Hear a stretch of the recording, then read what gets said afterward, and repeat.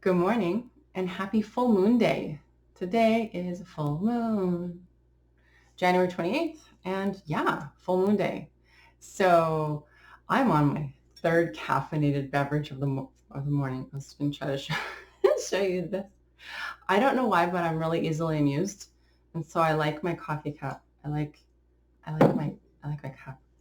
But today is a full moon, which I've already said twice. And yogis often will omit their yoga practice on full moons and new moons. And the reason, if you don't already know, is because the gravitational pull of the moon is quite intense. Like it just is. And so is the sun, of course. But when the moon is full or it's new, it's the most kind of gravitational pull on you. So when the moon is full, we tend to feel more headstrong. So if you, for instance, were doing a yoga practice where there was a pose that was a little bit more challenging for you, you might be like, I got it. Even if it's actually maybe a little bit advanced for you, you might be like, no, I got it. And then injure yourself. And then the opposite happens on a new moon. You might feel calm, which is good, better than headstrong, except for that it's like a little too much.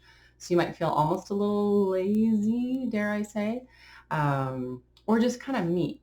So you might be like, okay, I can do this, and then go into your bakasana or something like that, like crane pose, something that's maybe a little bit more challenging, and then check it out at the last second, like, I can't do it, and then injure yourself. So the reason why we try not to do yoga so much on moon days moon days, whether it's full moon or a new moon, is to prevent injury, really.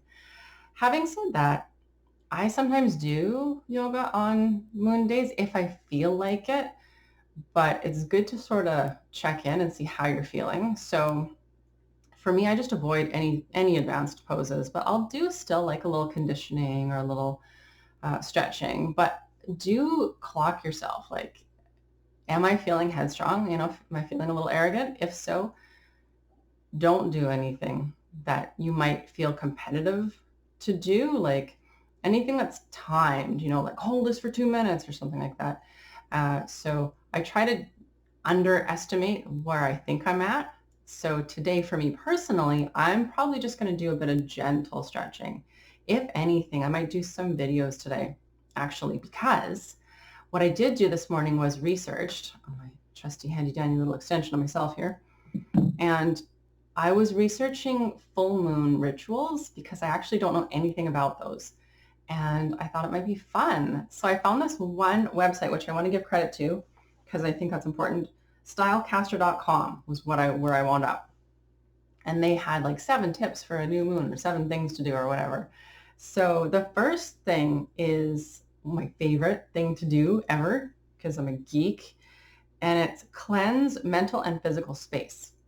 So I get to do some house cleaning, which oddly I like. Not really, but I like how it feels after. So I don't mind so much cleaning.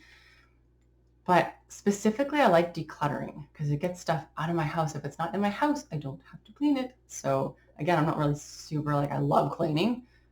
That would be weird. But I kind of do. I kind of like it because again, the effects afterwards, it's really rewarding. I think that's the biggest thing. Cleaning to me is rewarding. So decluttering feels good. So I actually have a video that I haven't posted yet. I'll do that today. I'll post a decluttering video and I'll link it. And it's for like macro. Like if you're like, I've never decluttered before, where do I start? It's a good, just where to start. So I'll do that. And I might do my own little decluttering today. And then the second one is charge your crystals. I don't have any crystals, I don't think. I might. I feel like I should somewhere. Maybe when I'm decluttering, I'll find some crystals. I don't know much about charging crystals. I don't use crystals much, and I don't know how. So maybe I'll do some research into that. But if you're into crystals, remember to charge your crystals. I think you put them under the moonlight. I'm not sure, but that's what you're supposed to do on a full moon day, charge your crystals. So there you go. My step 1 might be find some crystals. Then the third is meditate, which I love. And for me, I have a full video on how to meditate. It's kind of cool, somewhere on this channel. I'll redo that one actually soon because it's really cool. But basically, you know, when you're like awake, like me, your brain waves are in beta. You're like awake. If you start to get relaxed a bit, like you're going to watch Netflix and so you like hang out on the couch, you're relaxing, you might head down brainwaves into alpha. And then if you're in alpha enough, you're almost asleep, and full sleep is delta. But between alpha and delta, so between relaxed and sleep, there's this little blip that we go through called theta. And it's that place where you kind of feel like you're falling and you like jolt yourself awake. Like it's that space. Meditation is in that space, I've discovered, and it's brilliant. So if you can find yourself in that space, so while you're seated in meditation, try to get as relaxed as you can without falling asleep and see if you can find yourself in that weird kind of, you start dreaming a little bit. Super cool. And so that's number 3, meditate on a full moon. And then number 4 is dance to release energy. So full moons and new moons are about sort of an exchange of energy. They're high energy times, and dancing can sort of release some of that energy. So maybe I'll do that. And then number 5, a good thing to do on a full moon is to let go of emotional baggage. Man, if you knew exactly how to do that, that would be like the secret to the world, right? All your emotional baggage, just let it go. Like, oh, I never thought of that. Okay, I'll do that. I'll just get right on that. But a couple of the ways that I find helps with that is exercise. And again, you don't want to go too crazy on a full moon day, but maybe dancing. So I find that when I do a lot of exercise, like yesterday was my 10-mile day, and man, I didn't care about anything that bothered me before. Like you could try to push my buttons and I just wouldn't care because I was tired. You can make fun of me, didn't care, wouldn't care. So I think that is a good outlet. If you're carrying emotional baggage, feel it and then channel it outward, right? So that dancing kind of thing might work. Channel all your negative emotional baggage and then let it go as you dance. Be cautious though, right? Because we're feeling a little bit headstrong during our full moon. And then number 6 is check in on your to-do list. So apparently new moons are a good time to create a list of things that you want to accomplish. And then the full moon, check in, see where you're at with that. I didn't do that for the new moon. I didn't make a list. So I don't have anything to check in on, but I mean, I always kind of have ongoing goals and little things. So I might sort of take just a little bit of stock of like, well, what have I done sort of this month since the new moon last? I think I'm going to start that though, like really, what do you call it? Keeping track of the moon cycles. Because if you're a sensitive person, you will notice the full moon and the new moon.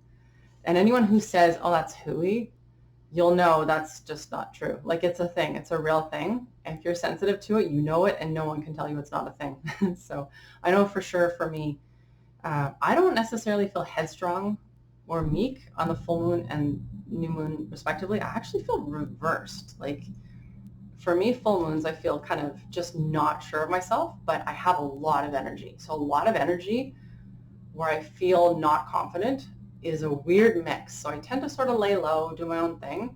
New moons, though, I feel fantastic. I feel grounded. I feel secure. I feel confident. So I love new moons. Full moons, I don't like them. That's why I'm like researching how to make it fun. Because new moons, usually I just sort of cocoon and I don't do anything because I don't like it. Anyways, what I really like is number 7, which is just chill, so relax, sit down, relax. So I think I might do that while I look for some crystals that I can charge. I might have crystals. I feel like somebody gave me crystals at some point. But yeah, I do think I will plan on a declutter. And yeah, they're saying like declutter or cleanse mentally and physically. So yeah, letting go of emotional baggage. I feel like I do that on like a daily basis. I journal for pages and pages, anything that's bothering me. Journaling is a really good thing to do on full moons too. Yeah. See, I'm kind of scattered today. So probably not even a good day to socialize. So my apologies for this. But I did want to just hop on really quick to talk about the full moon and just how a yogi can deal with that. Because the one thing that I think a lot of people think about someone who has like a daily yoga practice and is really committed to the yogi lifestyle is that they've got it all together. And that's not true, like at all. Just look at me. I'm all like skittish, right? Like a squirrel. I'm like a squirrel.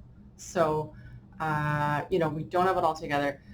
But yoga does provide a really good toolkit of things to do. So yeah, journaling's a really good one, especially planning. Like it's a good time to plan. So as I just learned, the new moon is a good time to create lists and things, and then the full moon is a good time to take stock. Where are you at? So what I might do is just sort of my goals and things for yoga, like where do I want to get with my strength and my flexibility, that kind of thing. And even off the mat, because yoga is a philosophy. It's not just exercise. Yoga is life. So what am I doing with my life, But I don't want to get too deep down the rabbit hole with that because I'll probably start crying because that's what full moons do to me. Anyways, yeah, I might keep it a little bit short today. I'll just briefly touch upon, yesterday was my 10-mile day. And if you don't know what that's about, I did a coffee with Carla yesterday about my 10-mile day. I could link that below too. And that's just when I don't necessarily run 10 miles, but it's like a 10-mile day for me. So that means just doing as much as I possibly can in one day. Just get accomplished everything I can. It's basically, there's a saying, if you have to eat a frog, do it first thing in the morning. I'll tell you that story in a second, but I basically get all my frogs and I just eat all my frogs. So the story, it's a book, and the story, I'm going to spoil the story for you. So yeah, just spoiler alert. The story goes, there's two people.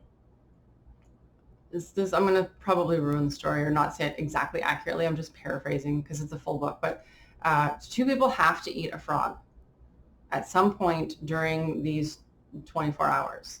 They have to eat a frog. I don't know why. I don't remember why, but they have to eat like a live frog. Like they have to eat a frog. Gross, awful. No one wants to do that because that's gross, I think, unless it's some sort of delicacy somewhere. But I still feel like it'd be, anyways, let's just assume it's gross. And two people have to eat a frog at some point before like 11:59. So one person, the first person, just does it, just gross, yuck, down it with some water, scotch, or whatever floats your boat, and just moves on with their day. The second person is just can't do it. I can't do it. It's too gross. I don't like it. I don't want to, and then frets about it all day. But because it's something that has to be done, this second person eventually eats the frog at 11:59 p.m. Moral of the story, if you just get it done, just get it done. So whatever your frog is, like all the chores around your house you don't want to do, all the exercising that you don't want to do, the cleaning, the cooking, everything that you don't want to do, just do it first. Just get it done, and then you don't have to worry the rest of the day. The rest of the day will be fun. So yeah, and then the other thing with my 10-mile day is that's the plan. I do like a eat the frog kind of day, but I eat lots of frogs. And then, but I just sort of eat frogs all day. And then I crash. I actually went to bed at 8 o'clock at night last night because I was tired. I was really tired after my 10-mile day. But today is my fun day. So I'm going to do like a couple videos because that's fun for me. I had a chat with one of my yoga teacher grads today about where she's going with her business now. And that was really fun for me. And it's like a chill day. So I get to relax and just do fun things today because I did my 10-mile day yesterday. So today is a fun day for me. So yeah, there you go. I'll leave you with that. And I hope you have a really good full moon day. I hope that your day is not like my usual full moons, which are full of fret. And I'm not doing that anymore. I've just decided, I made a decision. My full moon is going to be great. So yeah, 11:16 a.m. Pacific Standard Time is the exact full moon. So maybe even get a glimpse of it and get a good picture of it, maybe even. All right. I'm going to leave you for now. And I hope you have a really good rest of your day. And as always, namaste, and I'll see you in the next one.